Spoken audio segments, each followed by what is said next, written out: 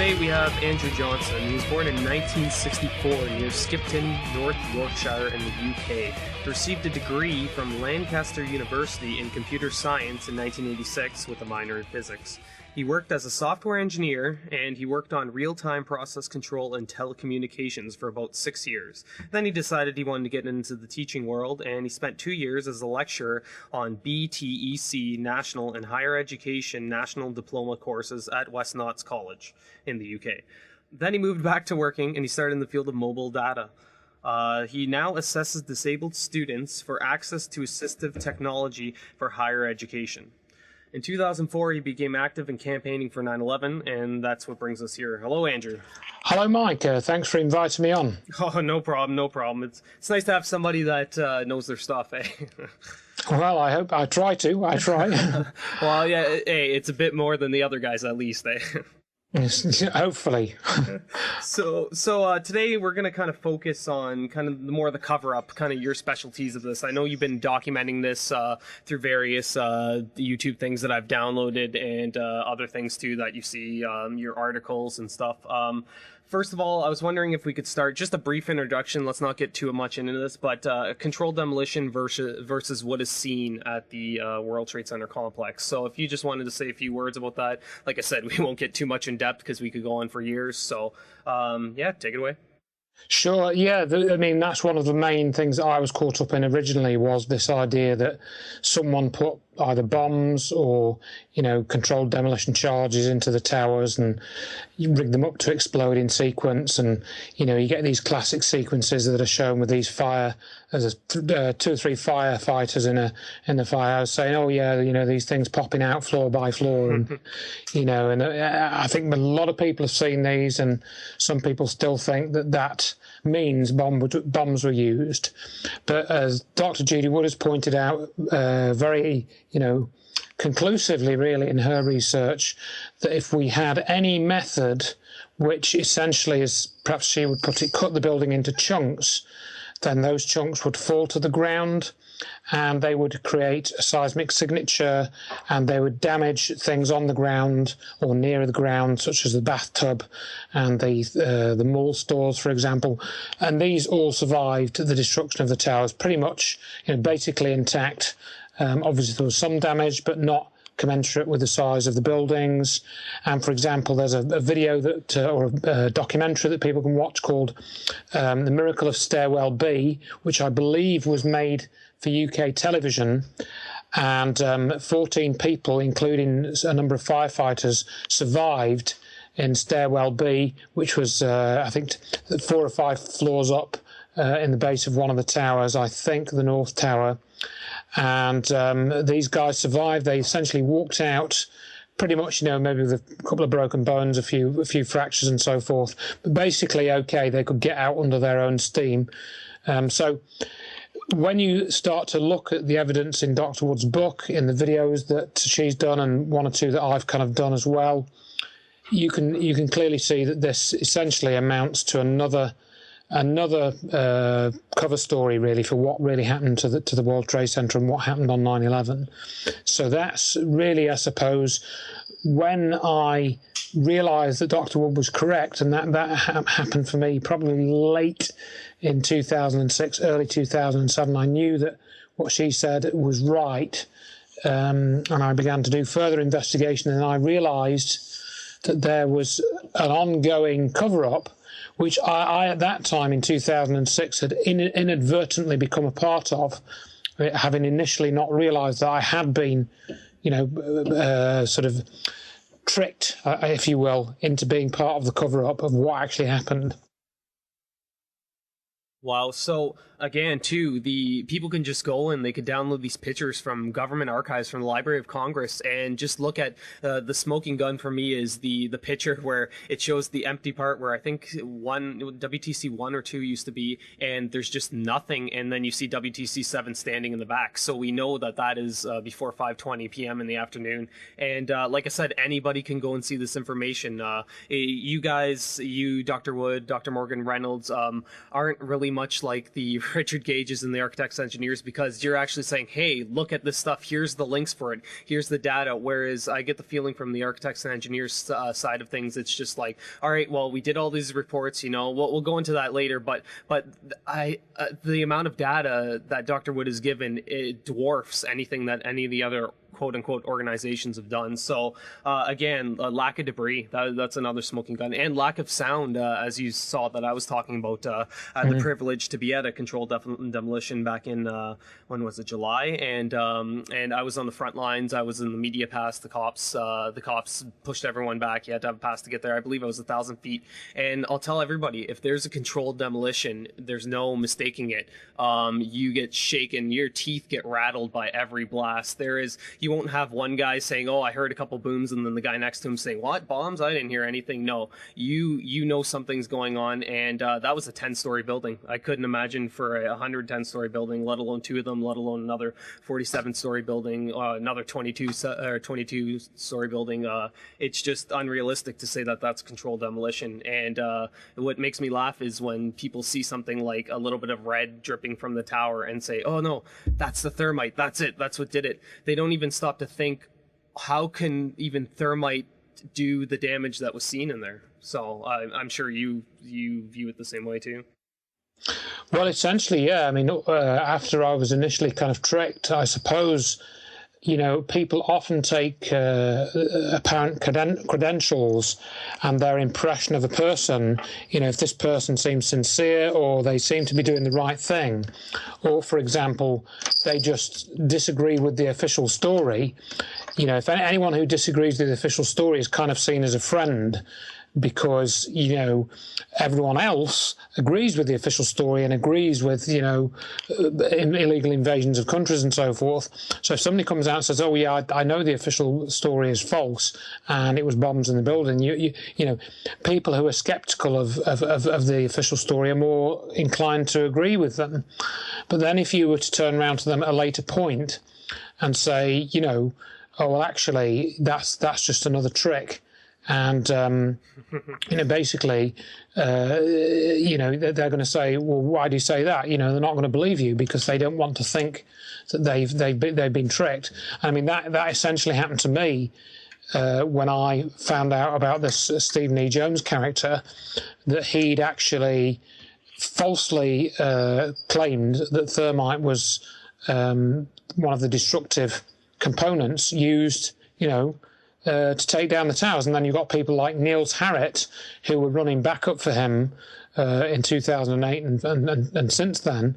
He's a Danish chemist. I mean, heaven's sake, a chemist should know what thermite is and what thermite looks like when it reacts. Yet this Niels Harrit guy, I mean, it's very, very simple, really. People try to make it complicated, but if you just literally Google, thermite reaction, and either just look at some still images or, some short YouTube videos, you'll see basically in many of these videos, 100 grams, 200 grams, 300 grams of thermite reacting, and typically in something like a flower pot. And it's an almost blinding glow. You can't really, you can just about look at it. So this, it's very, very simple. I can observe that. You can observe. You can look at it in a textbook, or, if you must go to Wikipedia, a site I loathe, but if you must go there, you can find out about it there and the different types of thermite. But yeah, a Danish chemist who allegedly teaches chemistry at a university, I think in Copenhagen, in Denmark, he says in a news broadcast that he thinks hundreds of tons, tons, let's just leave out the hundreds. I'm not sure if he said that. I don't want to misquote him. People are very fond of misquoting Dr. Wood and myself, but I'm not going to misquote them. So Niels Harrit says that tons of thermite were used. Well, you scale up this, let's say half a kilogram, which I think it's not even, it's probably going to be 100 grams or less. You do the numbers, and then look at the volume of light, the brilliance of light coming out, and scale that up to two towers. It just, it doesn't make any sense. It's correct. But at first, I was taken in by this. I freely admit that I was taken in by this for probably a period of well, probably at least a year, and maybe even up to 18 months before I was finally rid myself of this this idea of thermite. And it's still a big problem to this day that people who think they know, about 9/11 are posting stuff on Facebook about thermite or nukes or some combination thereof. And it doesn't stack up. It seems like people are willing to accept the story if, say, it's somebody contrary to the official story. So you have like a Richard Gase speaking out against it, and he's saying, "No, I'm your friend. Come here. I've got the information you need. Trust me." We'll go into more about him later. I also wanted to mention too, if the evidence for thermite was so great, why wasn't it included in the original request for corrections that Stephen Jones, I believe, partly filed to NIST? You could find Correct. now you could find a link to a page that says thermite, but it literally one result of thermite. You would say, I believe in one of your talks to go look for it, and I did it myself, and I can tell you right now that that's the case. So every time you hear them talk, it's, we have all this amazing evidence, this, that, and the other thing, and yet they didn't include any of it in their RFC. That's correct. That's correct. That's very odd. That's yeah. So, anyways, again, this kind of ties in before your first signs that you kind of noticed that there was a cover up, and how things had changed after you. This is further down the line, but after you and Judy Wood made the Dr. Wood made the connection for the energy. So we'll start with signs of the cover up first. Yeah. So I think really. One of the things I think first made me rather curious was that I'd heard talk, because I was basically invited into this group which was called Scholars for 9/11 Truth, okay, so I missed out that part really, and I was invited by Jim Fetzer and Stephen E. Jones, and I was invited in as a full member of this group, and they basically had a kind of tiered membership. And it was allegedly those that were seen to be full members had to be something like a tenured professor or, have some kind of post like that. And I wasn't that. For some reason, they invited me as a full member, but I didn't. I was only a very lowly academic. So that was immediately suspicious. But to me, it wasn't that relevant because I thought we were a group of academics studying 9/11 and trying to get... So to me, it wasn't that relevant at that point. But later I realized why they did that.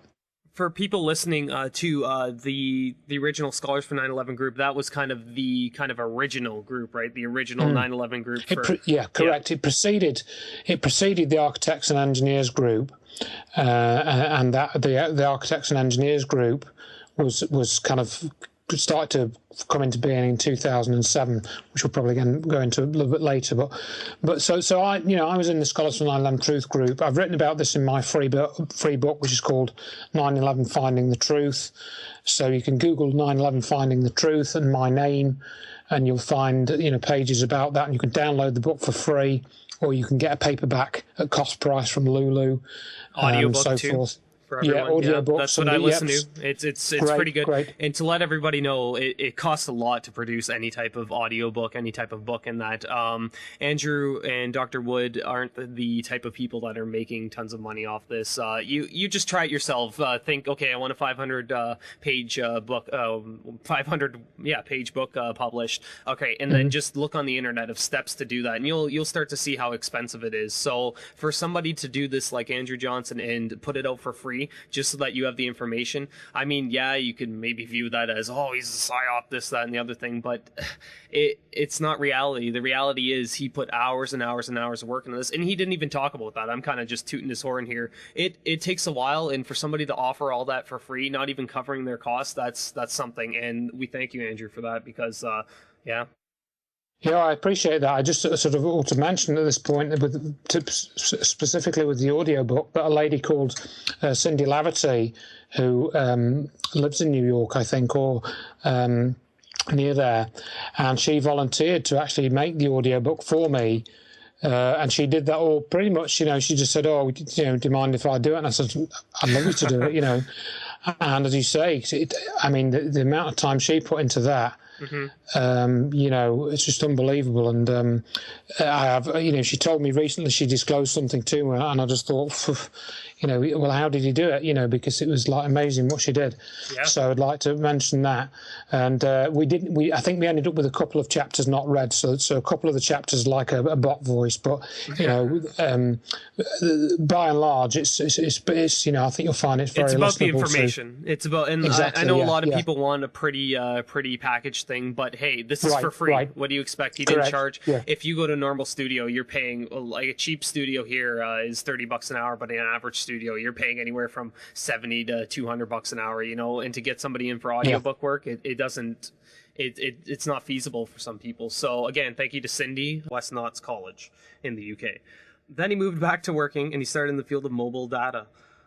He now assesses disabled students for access to assistive technology for higher education. In 2004, he became active in campaigning for 9/11, and that's what brings us here. Hello, Andrew. Hello, Mike. Thanks for inviting me on. Oh, no problem. It's nice to have somebody that knows their stuff, eh? Well, I try. Well, yeah, hey, it's a bit more than popping out floor by floor, and and I think a lot of people have seen these, and some people still think that means bombs were used. But as Dr. Judy Wood has pointed out, very conclusively, really, in her research, that if we had any method, which essentially, as perhaps she would put it, cut the building into chunks, then those chunks would fall to the ground and they would create a seismic signal. Say a few words about that. Like I said, we won't get too much in depth because we could go on for years. So, take it away. Sure, yeah. That's one of the main things that I was caught up in originally, was this idea that someone put either bombs or, controlled demolition charges into the towers, and you rig them up to explode in sequence. And, you get these classic sequences that are shown with these there's 2 or 3 firefighters in the firehouse saying, oh, yeah, these things. The other guys, at least, they... Hopefully. So today we're going to kind of focus on kind of more of the cover-up, kind of your specialties of this. I know you've been documenting this through various YouTube things that I've downloaded, and other things too that you see, your articles and stuff. First of all, I was wondering if we could start just a brief introduction. Let's not get too much into this, but controlled demolition versus what is seen at the World Trade Center complex. So if you just wanted to... Today we have Andrew Johnson. He was born in 1964 near Skipton, North Yorkshire in the UK. He received a degree from Lancaster University in computer science in 1986 with a minor in physics. He worked as a software engineer, and he worked on real-time process control and telecommunications for about 6 years. Then he decided he wanted to get into the teaching world, and he spent 2 years as a lecturer on BTEC National and Higher Education National Diploma courses at